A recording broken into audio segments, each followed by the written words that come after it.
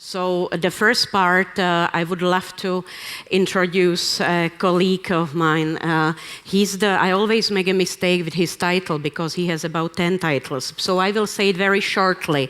He's the Director of Branding for Europe, Middle East and Africa. And he will tell you much more what his title really is. The important thing is that David Benson is really a person who also believes in brands. He also stands behind many big brands in his previous 20 years career, just to mention Coke and Disney and Ford and others. And I will refer to a few of our clients. We see the L'Oreal case in the morning, and I will talk about it a bit more when I introduce the second part of the presentation. But I really believe that we are at the stage of what the L'Oreal client called the customer, the marketing nirvana. So for me, it's the digital branding. So please, the floor is yours. Thank you very much.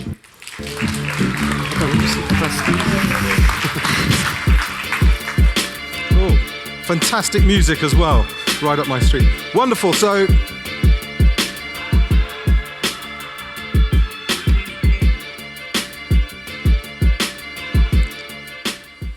that's me. Wonderful, great.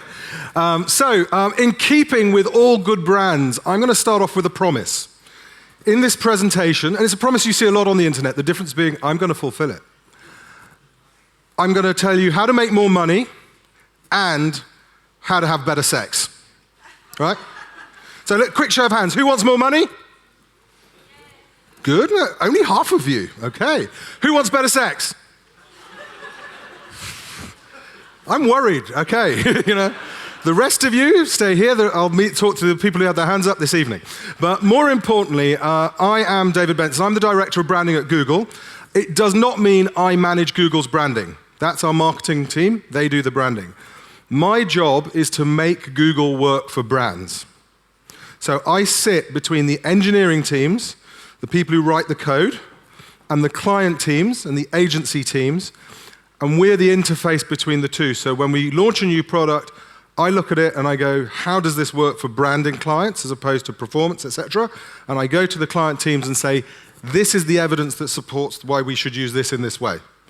I also listen to all the clients and I go back to the engineering teams and say, this isn't going to work because you've made it the wrong way, we need you to change it, right? So that's the role that I play within Google. So my job is to make Google work for brands, simple as that. My role, historically, I spent 22 years in media agencies. Thank you for my introduction. I won't go into that. But what I want to do is I want to convince all of you as the key players in the agencies that branding is something that you need to be doing and you need to be offering your clients and you need to be showing them that the digital part of their agenda should be the core of their branding initiative. And one of the questions people who replied said, well, there aren't digital branding budgets. There shouldn't be. There is a branding budget. It goes on TV, it goes on outdoor, it goes on print. All of that should be refocused.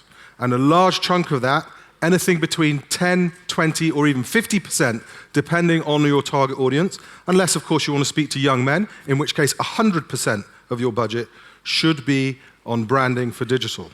Right? So that's a huge opportunity for all of you guys because it's not about reorganizing the budget you have, it's about accessing more budgets which the client is spending elsewhere. So, the important thing is, boom, here we go. Is it going to work? Ah, there we go. It is no longer digital branding. It is branding in a digital age. We've all talked about how we no longer go online. This is now where we live all the time. So it is branding in a digital age. And what we say is this is about creating moments that matter between the consumers and your brands. The important thing is to remember that you have the skills you need to do this, many of those skills. So many of our presentations start off, oh my gosh, the world is on fire. Unless you change and do as we say, you're not going to be successful. That's not true, right? This is not one of those presentations. This presentation is saying, you have the skills, right? The world is going to move programmatic. You understand auctions, yeah? The world is going to move to real time. You understand optimization. Clients want greater ROI. You know what works.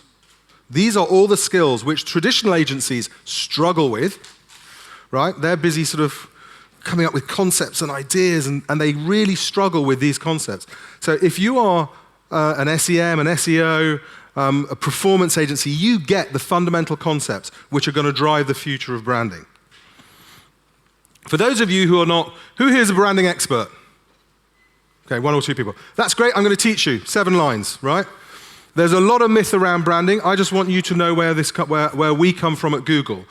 This is a fantastic book called How Brands Go by Byron Sharp. Read it, right? What Byron Sharp says, I have précised the whole book into 7 lines for you.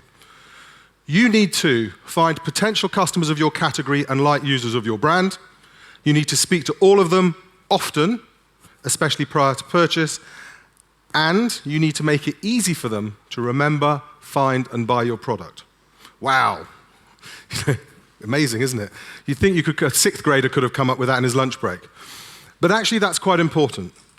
He doesn't say target fans, right? Fans do not grow your business. It is about expanding the user base of your business, which is what delivers results. Scientifically proven, which is why Byron Sharp is so powerful. He doesn't take a few case studies and then says this proves the world. He analyzes what works, what doesn't work, with rigorous analysis, and this is based on that. So you need to talk to all of your potential customers and light users of your brand. You need to talk to them often, especially prior to purchase. And importantly, make it easy for them to remember. So he talks about mental availability. Remember your brand. I need bleach. Oh, Domestos. Yeah, that's mental availability. And find and buy your product. And digital, the internet, has fundamentally disrupted finding and buying product. You know, you look at Amazon. I was lying in my bath. I needed some chain oil for my bicycle. I got my waterproof tablet. I ordered it. It's going to be there when I get home tomorrow. I don't have to go to the bike store, which is only 10 minutes away from my house, by the way. But I still don't need to go to the bike store to get the chain oil for my bike, right? So the find and buy, the physical availability has been fundamentally disrupted. The question is, what are we going to do about remember, which is the mental availability, which is about driving awareness and consideration, and also those brand equities. Now, I mentioned the dreaded word brand equity, and you're all thinking fluff, right? So let's just do a quick show of hands. Who here has an iPhone? Come on, I know there's lots of you. Yeah? Who here, keep your hands up, right? Who here thinks the iPhone is the best smartphone in the world, and be ready to stand up and justify it? Yeah? All the hands go down again, right? So the point being is, right, it doesn't matter. It's the best phone for you, right? Your car is the best car for you, and you are prepared to pay a premium to have what's best for you, which is why Apple is the biggest company in the world with the highest market cap. In fact, 25% of Apple's value is wrapped up in their market capitalization, right? Which is surprisingly low, because for the S&P 500, 30% of the company's market capitalization is wrapped up in their brand value. For McDonald's, it's 49%. For Louis Vuitton, it's 41%. These are billions and billions of dollars being driven by brands, and the reason is you can sell more product more easily at a higher price and therefore drive a higher margin. So branding means dollars. The question is, how do you do it in a digital world? So, the interesting thing is the problems have not changed. Everyone used to say, how do I get the right message to the right person at the right time? Simple as that. How do I find the people who could be my customers? If I'm selling hair coloring, I would suggest that you don't want to talk to me. Yeah? I don't have much use for hair coloring. How do I stand out in a cluttered marketplace? There are many other people selling hair coloring. But I don't just want to sell hair coloring to people in this tent. I want to sell hair coloring to people across the entire country, across the entire continent, or across the entire world. How do I do that? So the problems remain the same. It's just the tools that we use to deliver them that have changed. And those tools are being really driven by this fundamental change in consumer behavior. So you saw this slide earlier. We no longer go online, we live online. So we no longer sit there, you know, I'm standing around, I think I'm going to have a little bit of internet now. And you, right? Every time something happens, you just go straight to your phone. So how am I going to make you have better sex? It has been shown that we are having 20% less sex now than we were having 10 years ago. Durex did some research, and they've proven this. And it is all down to your mobile phone. Proof. So we have invented something which is better than sex, Hooray! Yeah? If you want to have better sex, turn it off and leave it out of the bedroom. You will have better sex. This has been proven experimentally by Durex to work. They have videos of couples crying when they talk to each other, when they realize the extent to which they have neglected each other. Right? It's pretty powerful stuff. So I fulfilled on my first promise. If you want to, you can leave. On the other hand, I might fulfill on the second promise, which is more money, so perhaps a good reason to stay to the end. So, mobile is taking over the world, right? It's all these moments. I want to watch, I want to buy, I want to do this, I want to find out about that. This is important to me. We use mobile, we use the internet for more stuff, more often, by more people every day. What this means is there are more opportunities for marketers. And I was discussing this with someone earlier, and he said, oh, well, mobile, we're not sure about it. Mobile's nothing to be unsure of, right? It's like gravity, right? If I trip, I'm going to fall over. I don't go, oh, I think I might fall over. Gravity's going to work. Equally, mobile will. The question is, what are you going to do about it? Right? Mobile's not going to wait for you. You just have to work out how to make it work for you, because it's a fundamental change that exists. And each of these changes gives us more opportunity. But it's not just the more opportunity because of more time, because when people are using their devices and when people go online, something magical happens. And that's they leave us a signal. Every single moment, every single consumer does something. It creates a signal. And we can collect all of those signals and we can start to do some great things with them. And the most important thing we can do, and if you think about it, the internet is a perfect matching system. More people now get married and meet their partners through the internet than any other means. It used to be through your place of work, which is how I met my lovely wife at McCann Erickson many years ago. It's now through the internet. And the internet is a perfect matching system. So we can use all of these signals to match your brand and your customers with the people that they want to meet. And in doing so, we can create a moment between that brand and that consumer which is relevant to that consumer and resonates with their ideals. And that just makes them love you a little bit more, right? What that means is, I'm not saying that one moment, one kiss, and you fall in love forever. You've got to work at it like a relationship. But you can have many moments which are perfectly matched to create that relationship with that consumer who will come back to you and they will buy more of your brands at higher prices and higher margins and therefore drive your business. So, how do I do that? If I need to find more customers, I can use signals. If I need to create more impact in a clutter marketplace, we have tremendous formats which really allow you to put the best of your brand forward. Sorry. And then finally, the internet allows us to do this at massive scale. So I'm going to talk about finding customers first. This is a video which was played at the Super Bowl. The interesting thing I want you to take out is eSure is an insurance company, but they're already ahead of the curve. Can you play the video?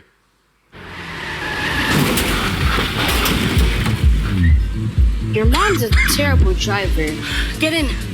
That's not my mom. Hey, I'm sort of your mom. We're both 25 to 35 years old. We're both women on the go, and we both clocked a lot of miles. Believe me. Whatever, I'm out of here. Sorta you isn't you. Only eSurance has coverage my way. It helps make sure you only pay for what's right for you, not someone sorta like you. That's insurance for the modern world. eSurance, backed by Allstate. So, very funny. If Lindsay Lohan was my mum, I'd be a bit worried. I'm a lot older than her for a start. So this is the way most clients are thinking at the moment. They go off, they create their products, they go out and they say, who's going to use it? And they go, sort of women who are 25 to 45, and you're in a position now to change that. You're in a position to say, I'm not going to go and find media which sort of looks like the people who buy your products. I'm going to find you the people who buy your products and put your message in front of them. Right? That's a fundamental change. So historically, we used media choices. You know, we'd go, okay, we think that our clients are women 25, 45. We think they like to watch soap operas, so I'm going to put my message in a soap opera. That's a lot of we think that's, right? It's a very wobbly castle. On the other hand, I can go, I know this person behaves like your customer. Do you want me to show them a message? Yeah, that would be great. That gets rid of a lot of uncertainty, and that's what programmatic is going to do for us. In fact, signals make yesterday's wish list today's reality. It's not a case of all these think that's. I can go and find people who are in market for my products or services, or who share the same passions of football, mountain biking, music as I do.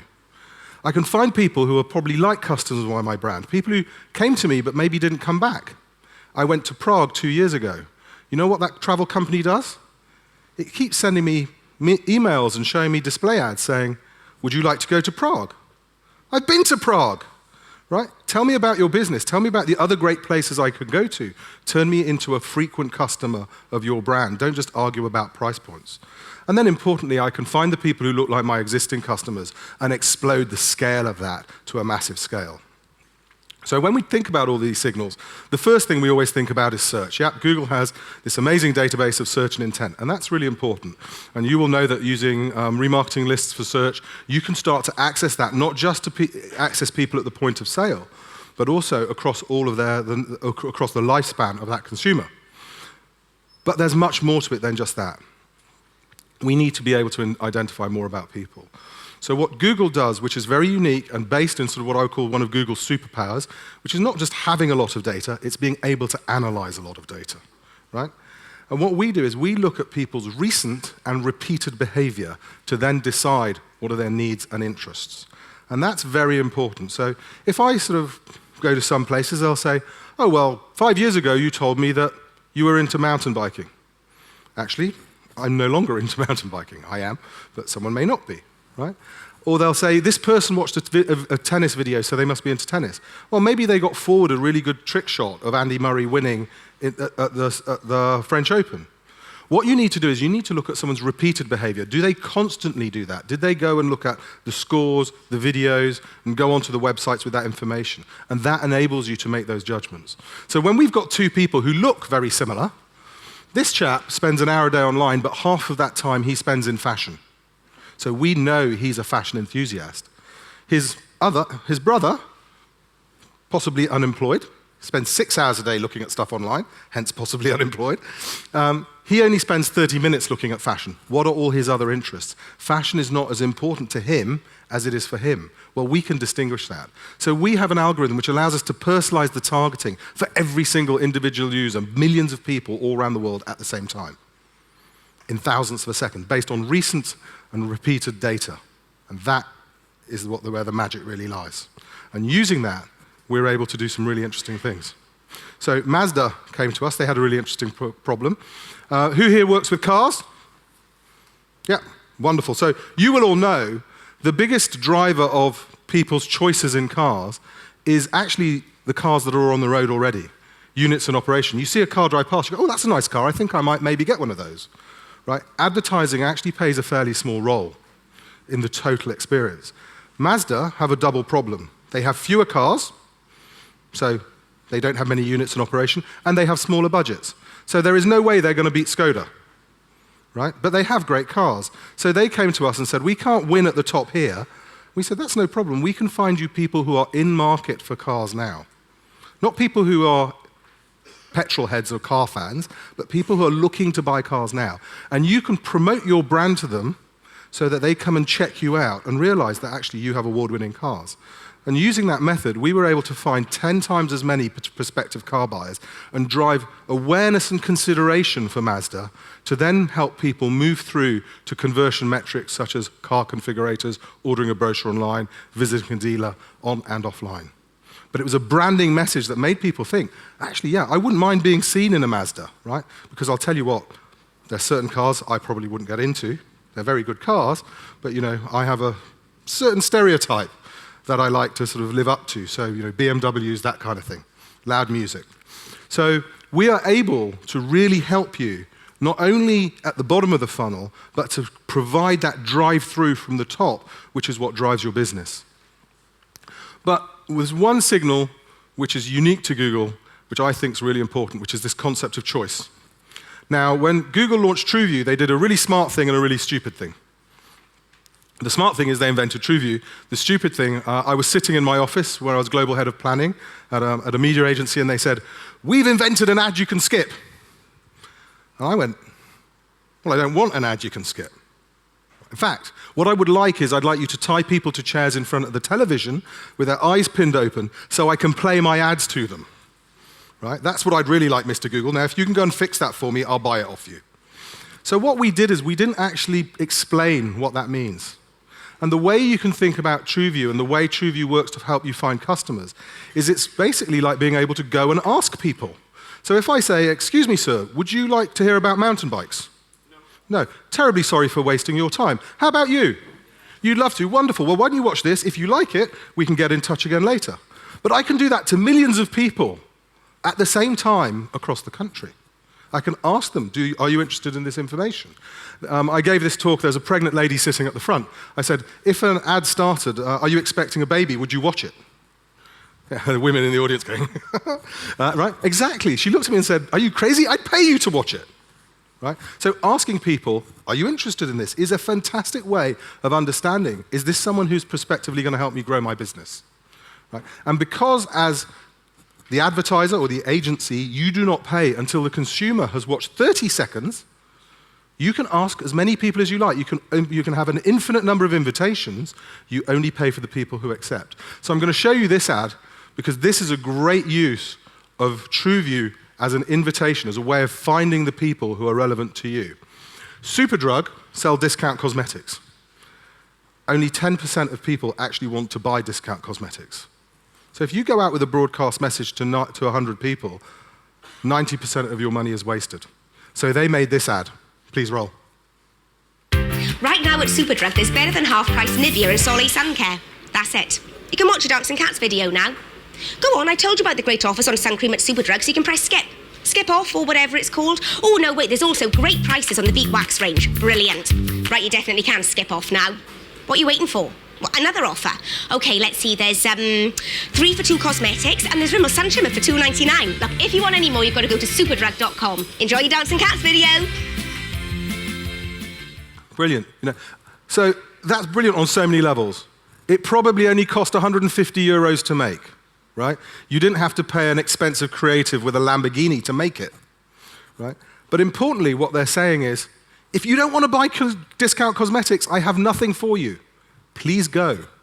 I don't want to pay for you. If you do want to buy discount cosmetics, I'll talk to you about this, and next week I'll tell you about shampoo. And then the week after I can talk to you about something else. So consumer choice is a fantastic signal. And what it really means is, by choosing our consumers based on their actions, we know they are genuinely interested in our categories, not declarations. So an interesting one is I looked at if you ask people in the UK how much they drink, we have we add it up in units. Do you do that here? It's typical EU legislation stuff. So if you ask people how many units of alcohol a week you drink, and you add them all up, and then you add up all the alcohol that was sold and divide it into the number of units, you discover that we are actually watering our plants with half of the alcohol, because the amount of units people admit to drinking is very different to the amount of alcohol that is sold, right? So declarations aren't necessarily accurate, but behavior does not lie. And you know that because you deal with it every day when you optimize your campaigns. And that is a huge advantage which you can take forward into building brands in the digital age. And if you know the different kinds of consumers, you can advise your clients on how they can tailor their message. So if I'm a chocolate brand, if I go on television, I have to have one message to everybody, right? But that doesn't necessarily resonate, right? If you want to talk to my son, you tell him, this chocolate is fantastic, it tastes good, and it's available. If you want to talk to my wife, you tell her, this chocolate is fantastic, and it has very few calories, and the hit per calorie deficit is worth it, yeah? So you want to talk to all the people, but you want to tune your message towards them. And if you can get a small uplift, 5–10% uplift in resonance of that message, you can drive a competitive, sustainable advantage for your clients. So we've got lots of great new ways of finding people. The real question is, great, I found them. How do I make you remember something? How do I make you change your mind? Just think for 2 seconds. Who here changed their mind recently? Yeah? Not many.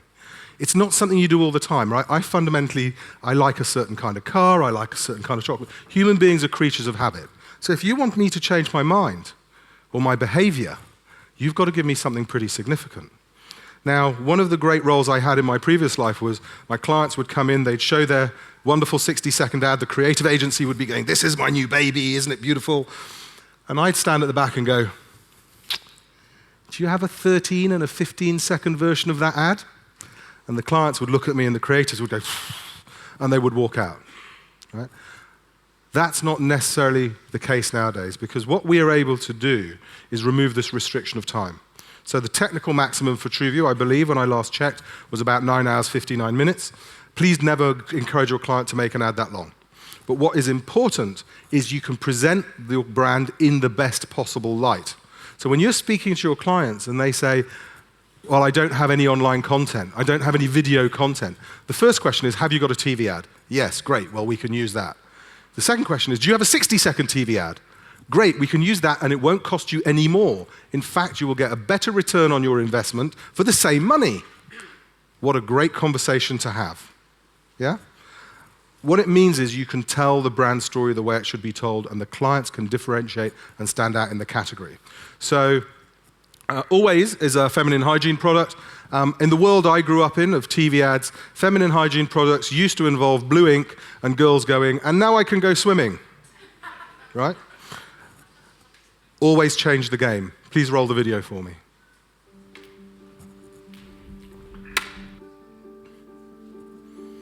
Hi, Erin. Hi. Okay, so I'm gonna just give you some actions to do. I just do the first thing that comes to mind. Show me what it looks like to run like a girl.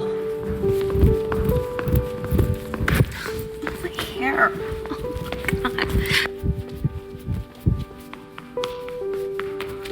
Show me what it looks like to fight like a girl. Now throw like a girl. Aw. My name is Dakota, and I'm 10 years old. Show me what it looks like to run like a girl. Throw like a girl. Fight like a girl. What does it mean to you when I say run like a girl? It means run fast as you can. So do you think you just insulted your sister? No.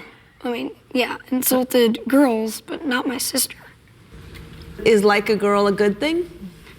Actually, don't know if it's a bad thing or a good thing. It sounds like a bad thing. It sounds like you're trying to humiliate someone. So when they're in that vulnerable time between 10 and 12, how do you think it affects them when somebody uses like a girl as an insult? I think it definitely drops their self-confidence and really puts them down, because during that time, they're already trying to figure themselves out. And when somebody says, you hit like a girl, it's like, well, what does that mean? Because they think they're a strong person. It's kind of like telling them that they're weak and they're not as good as them. And what advice do you have to young girls who are told they run like a girl, kick like a girl, hit like a girl, swing like a girl? Keep doing it, because it's working. If somebody else says that running like a girl or kicking like a girl or shooting like a girl is something that you shouldn't be doing, that's their problem. Because if you're still scoring and you're still getting to the ball on time and you're still being first, you're doing it right. Doesn't matter what they say. I mean, yes, I kick like a girl and I swim like a girl and I walk like a girl and I wake up in the morning like a girl because I am a girl. And that is not something that I should be ashamed of. So I'm gonna do it anyway. That's what they should do. If I asked you to run like a girl now, would you do it differently? I would run like myself. Would you like a chance to redo it? Yeah.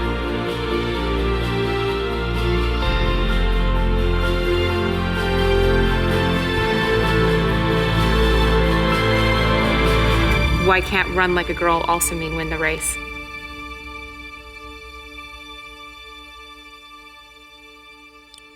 So, an amazing piece of communication. Now, if you're their competitor, you're in trouble, because I tell you, I can't remember a single brand other than Always in that category, right? So when Byron Sharp talks about mental availability, that's what he means, and you're able to win that. So you can create the brand message that you want that really resonates with your customers, yeah? And I'm a father of 2 young girls. I showed this to my wife, and we went, this brand understands us, understands our ideals. This is the brand we want to be with, right? It resonates and is relevant to us. So, fantastic.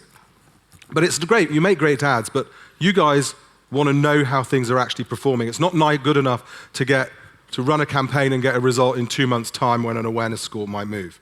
So Google has invented some fantastic tools to bring the discipline of performance and SEM and SEO to branding. So we have 2 tools, Brand Lift and Intent Lift. And in that suite of tools, we're able to tell you with an experimental format, so we look at exposed versus non-exposed, how are you actually doing? And you're going to see a great local study shortly from Upmarket. Now, Mondelez, chewing gum, used Brand Lift to actually distinguish between 2 ads. They had one ad in which the guy was chewing gum, the other one he unwrapped it and put it into his mouth. They ran them both at the same time as an A/B test, and they showed they could actually improve ad recall by 97% and brand recall by 37%. That's millions of dollars. And they were able to prove that in 5 days for $10,000. Right? And then they changed not just their digital plan, their entire plan according to that learning. eHealth wanting to go a bit deeper. So that was looking at brand awareness. They actually wanted to look at behavior. And what we can do here is we can show how people who were exposed to the ad changed their search behavior. So what was the effect on your share of brand search that was driven by the ad? And what we're able to show, there's a great paper by a guy called Les Burnett for the IPA in the UK. He wrote the long and the short of it. And what he showed is that share of brand search is a good leading indicator of future market share. If your share of brand search is higher than your market share, hooray. If it's lower than your market share, sell, get a new job, do something about it. Yeah? So what he managed to show was that change is significant. And we can report that change for you on a campaign level in near real time. So you can optimize that advertising in the same way as you would optimize any other campaign. And you're going to hear about that later. So I'm pretty much coming to the end of that. But the last thing you want to know is, I really need to make money. I don't just want to change a few things, I need to change a lot of things. I need to change a lot of behavior from a lot of people. And that's why Google is a great partner for you. And that's why my job is to help and align all of these tools better than they are aligned today, and we accept that they don't speak to each other as much as they should do. But we want to create that system so that you can use all of those signals to be able to help your clients. And Google is in a fantastic position to partner you in that, because we have 5 platforms with over 1 billion users on the internet. 5 platforms. That's pretty amazing when you think about it. You know us for search, but actually Chrome has a significant percentage of all browsing, nearly 50% of all browsing, according to third-party measures, comes through Chrome. Android is 87% of the smartphone market. Gmail, biggest email service since 2012, and still there. Google Maps, the most used app in the world every day, bar none, with no exceptions. And YouTube, the world's largest, it's not a TV station, but if it was, it would be the world's largest TV station. So we have a huge number of signals that we can use to help identify those customers you want to talk to. But equally, we have a huge number of places where you can take those messages and put them in front of the people who are important to you. But we know that clients don't only want to work on Google-owned and operated properties. I'd love it if they did, right? But we know that actually we believe in an open internet, and that's really important. And clients need to be able to work across the whole of the internet to be able to deliver scale. And that's why we have DoubleClick. Because what DoubleClick allows you to do is it allows you to take those messages, take the signals that we generate, take the data that you have, match them together, and publish those messages wherever your consumers are. Wherever your consumers are. And that allows you to scale and drive your business.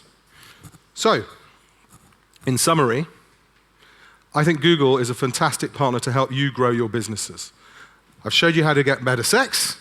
Hopefully, I've convinced you that you can also make more money by driving into branding and using the skill sets that you have to really turn it up a notch.